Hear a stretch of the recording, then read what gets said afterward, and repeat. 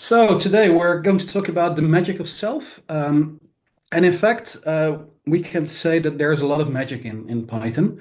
And I want to introduce you to some of it. And hopefully you'll learn something along the way about Python, about how we do things in Python and how you can use that magic yourself. Um, and I'm not the first to talk about magic in self. In fact, if you go back a long time, when Twitter was still called Twitter, Guido once tweeted, from day one, there was deep magic hiding in some places, designed to quietly help users.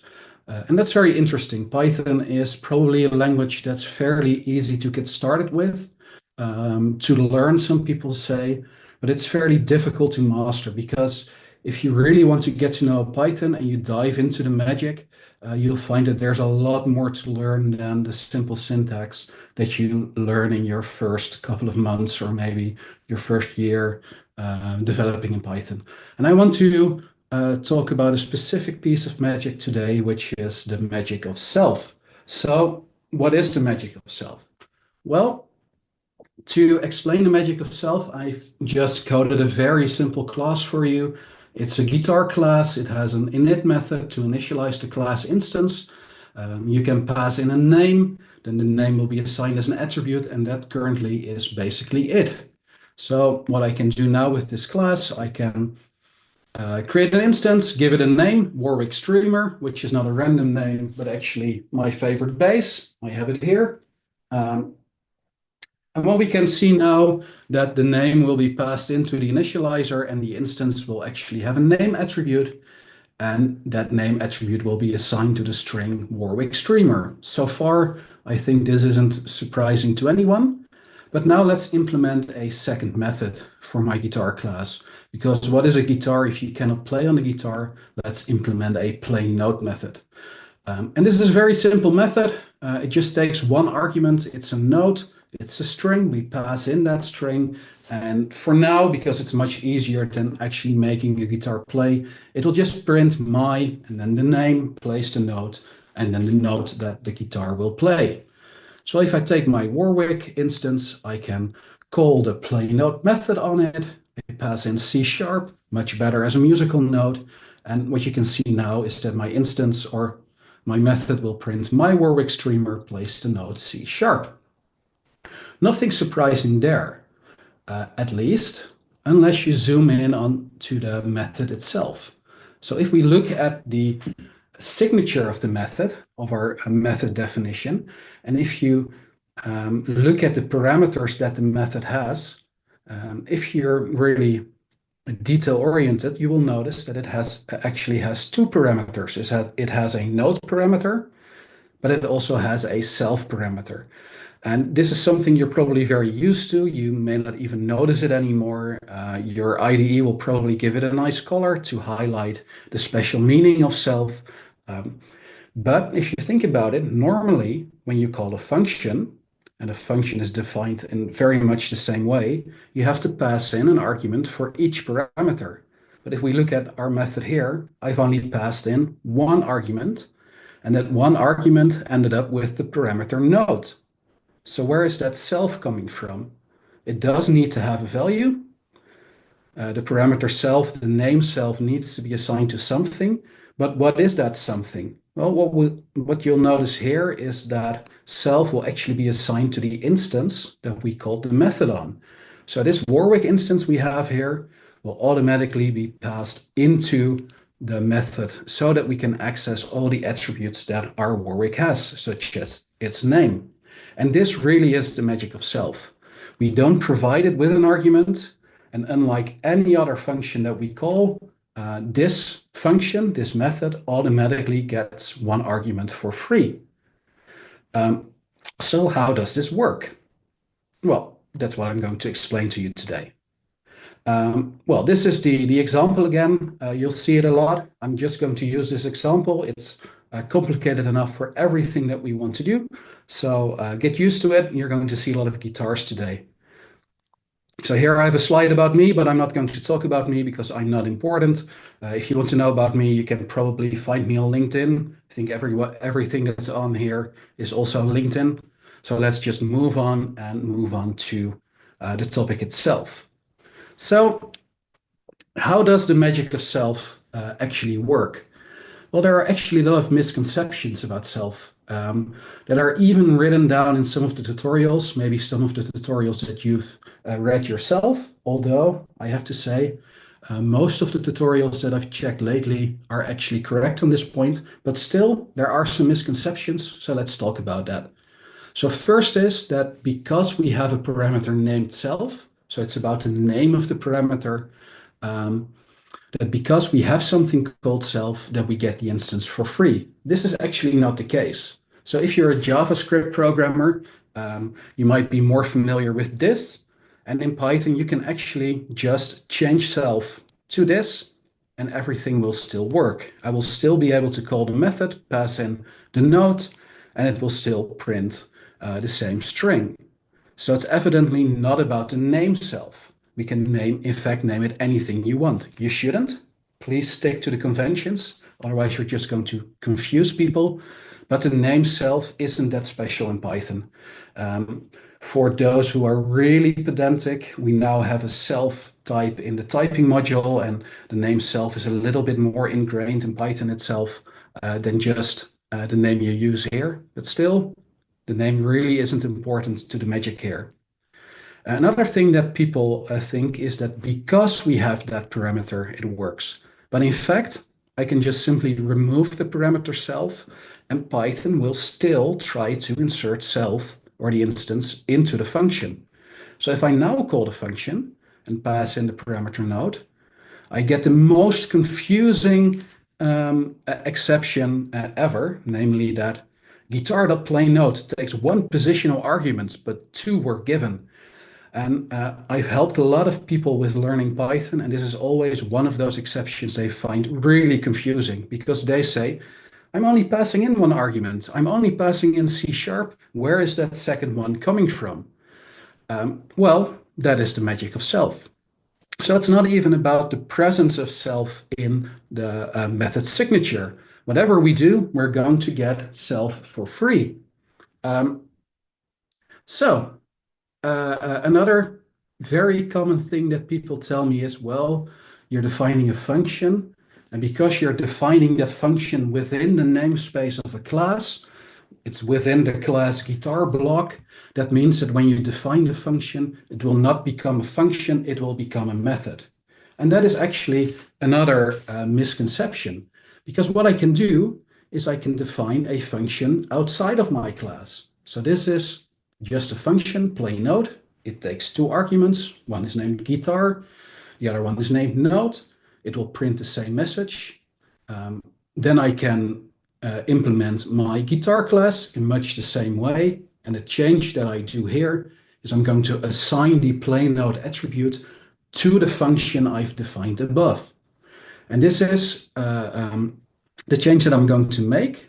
And what we're going to see here if I now again use the method on my base, it still works. So what has happened is that somehow automatically Warwick is still inserted as the first argument to my function. Now, this actually gives us a number of clues. One is that if I define a method within a class, it is still just a function. That is clue one. And the second clue is that I've assigned a class attribute, the class attribute play node, to the function object.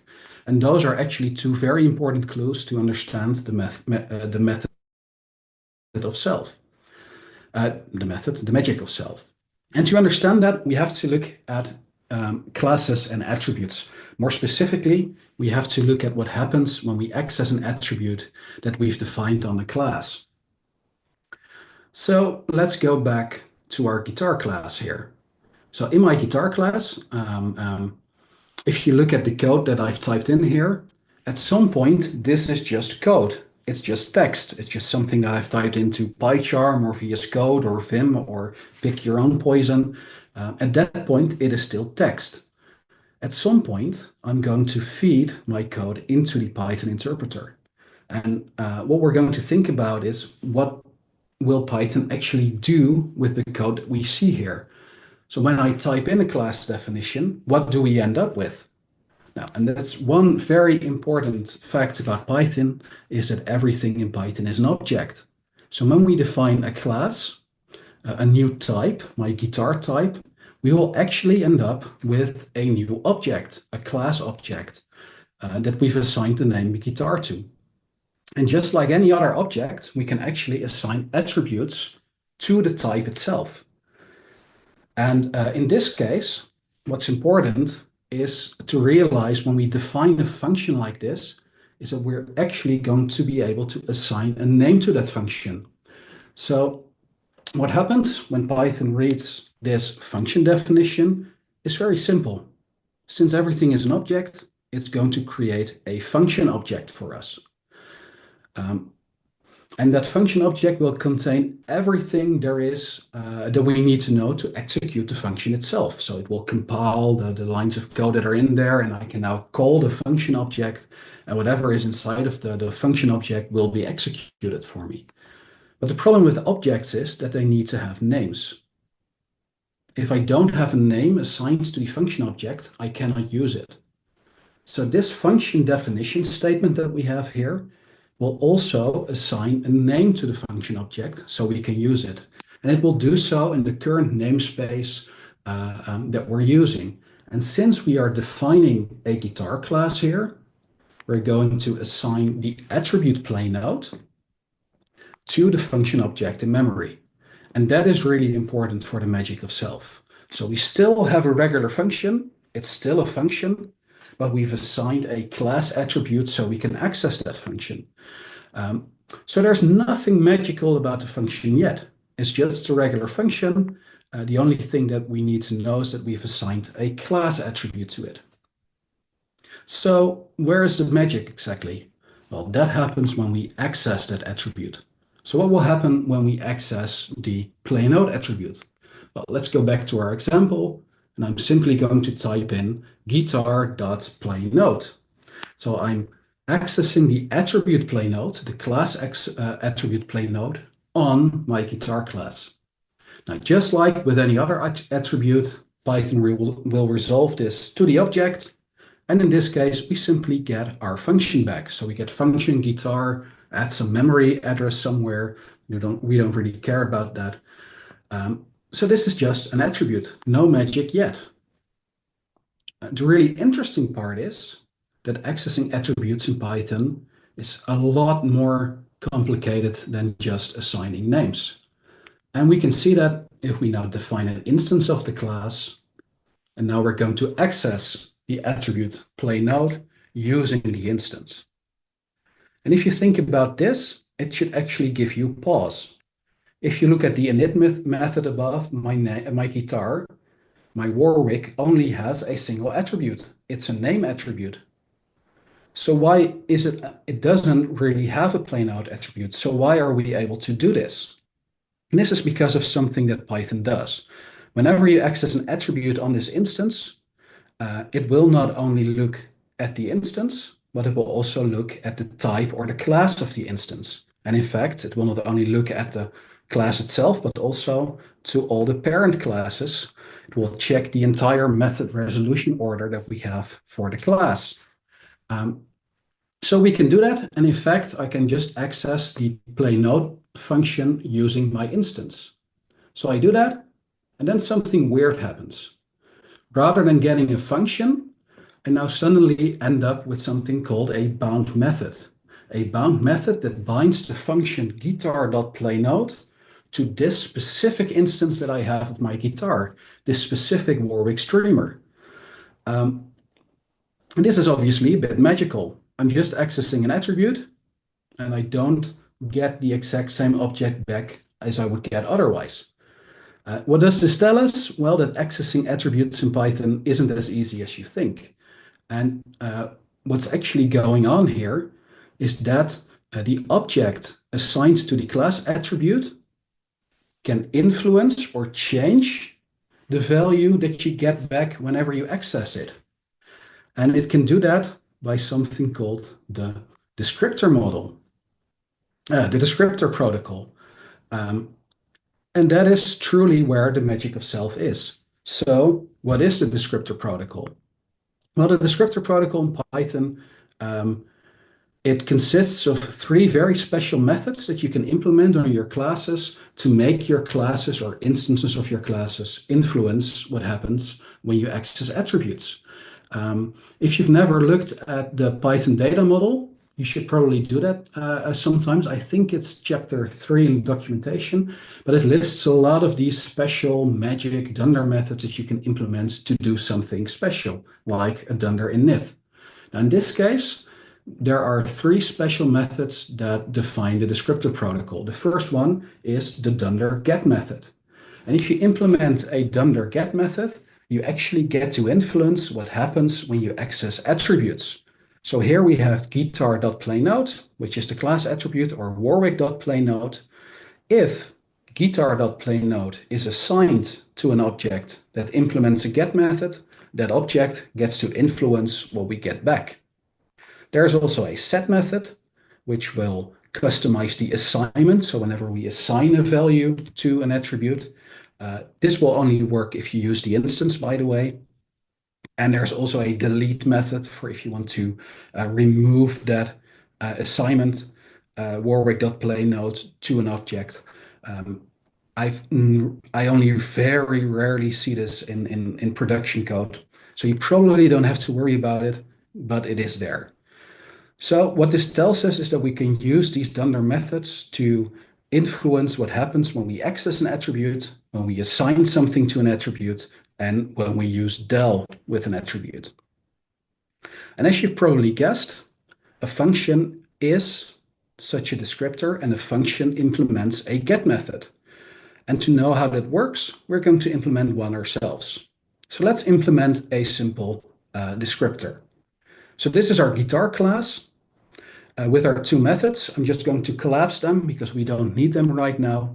But what I want to do is I want to have another class attribute, is my favorite. I want to assign that to my favorite descriptor.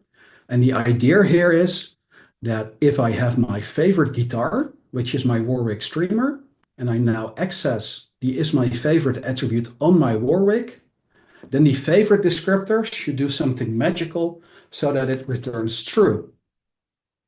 And if I have one of my other guitars, like my Fender Jazz Bass, which is a very fine bass guitar, just not my favorite, then Fender, that is my favorite, should return false. So my favorite descriptor should do something magical with this attribute to make sure that happens. So let's implement it. So I'm going to start with just a class definition because I have to define the class favorite descriptor. And because I want to influence what happens when we access that attribute, I'm going to implement the get method. Now, this get method has three parameters. Itself, which refers to the descriptor itself. It's the instance and the owner. And those need a little bit of explanation. So if you look at my Fender, I do Fender.isMyFavorite. Then the instance I'm using to access the descriptor is my Fender, which means that if I do that, instance will get Fender, and owner is the owner class of the attribute, which in this case is guitar. So now when I access Fender.isMyFavorite, this get method will get the instance, the Fender guitar, and the class, the owner, in this case, the guitar. But now I have a little bit of a problem immediately, and that is my favorite is a class attribute. So instead of Fender.isMyFavorite, I can also do guitar.isMyFavorite. If I do that, I don't have a specific guitar that I'm using to access the descriptor. So Python will pass in none for the instance. So to get rid of that, I'm just going to check for if instance is none. If I'm accessing the attribute on the guitar class directly, I'm just going to return the descriptor itself. You don't have to do that. It's not even really a convention, but this will be very familiar to you later on when we look at a function. So if I do have an instance, so if I have accessed my attribute on an actual instance like vendor, instance is not none, so I make it past this if statement, then I can just look at the instance name, instance.name, and compare the name to the name of my favorite guitar, Warwick Streamer, and whatever the result of that is the result of my get method. So to illustrate that, let's say that I have my Warwick Streamer. In this case, Warwick will be passed in as the instance, guitar as the owner.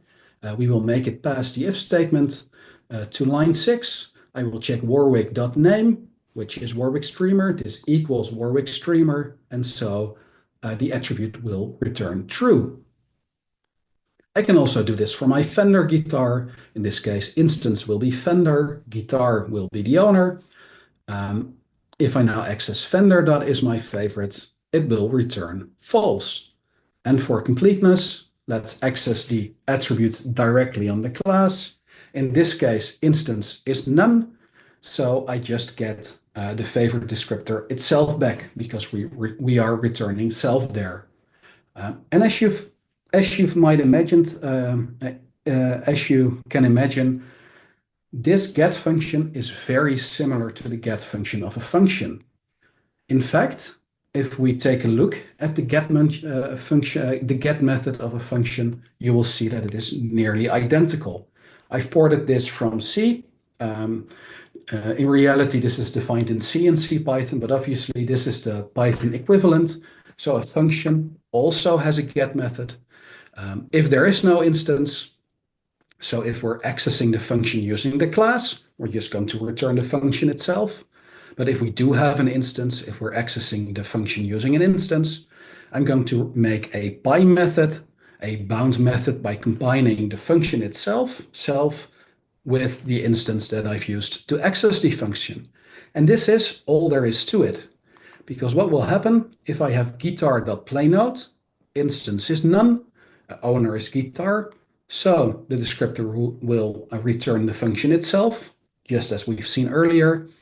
And just to verify, I can pass in the arguments to get directly, and indeed, we just get the function back. But if I make an instance, like my Warwick base again, if I now access the attribute, the instance will be Warwick, the owner will be guitar, we're going to ignore the owner, and we will combine the function itself with the instance Warwick in our bound method, guitar.playNote. And this truly is the magic of self. This is how Python inserts self into methods for us. Now, I think I'm getting a bit low on time, so I'm just going to tell you that there are also other descriptors in Python that will modify these descriptors, like a class method, which instead of inserting the instance, binding the instance to the function, it will bind the class to the instance, to the function, so the owner. We have a static method. It just doesn't bind at all. You just get the function back. And then there's the very handy property, which not only binds the instance, but also immediately calls the method and returns the result. So we can access price as if it were an attribute. And by the way, you can also use your property to define very easy set methods for attributes. Summary. Descriptors allow you to customize how attributes work. Python's functions are descriptors, and they implement the get method. We haven't covered some things like the set and the delete descriptor methods. I also haven't covered the difference between data and non-data descriptors, or overriding and non-overriding descriptors. And I've also not covered the set name method. It's not formally in the descriptor protocol, but it's often used in descriptors. Now, if you do want to know more about those, I recommend that you check out either Fluent Python, which is an excellent book which explains this very well. But there's also a descriptor how-to guide in the official documentation written by Raymond Hattinger. It's a bit technical for some, but I think it actually explains what's going on really well. So you might want to check that out as well. And just to end up, In the past, some people criticized me for using the term magic. They say, well, this is not really magic. It's something that you can do yourself. Python doesn't have magic. It gives you, the developer, all the tools that you need to basically do everything that the interpreter can do itself as well. Well, for those people, I do have a quote. It's from Lee Siegel from his book Net of Magic. And it goes basically like this. I'm writing a book on magic, I explain. And I'm asked, real magic? By real magic, people mean miracles, thaumaturgical acts, and supernatural powers. No, I answer, conjuring tricks, not real magic. Real magic, in other words, refers to the magic that is not real, while the magic that is real, that can actually be done, is not real magic. And on that note, I'd like to thank you for your attention. If you have any questions, feel free to get in touch with me. Slides are on my website. It's a very basic website, and you can find me on Discord, although I haven't been active there in a few months, but I probably will be in the near future. And that's it. Thank you very much.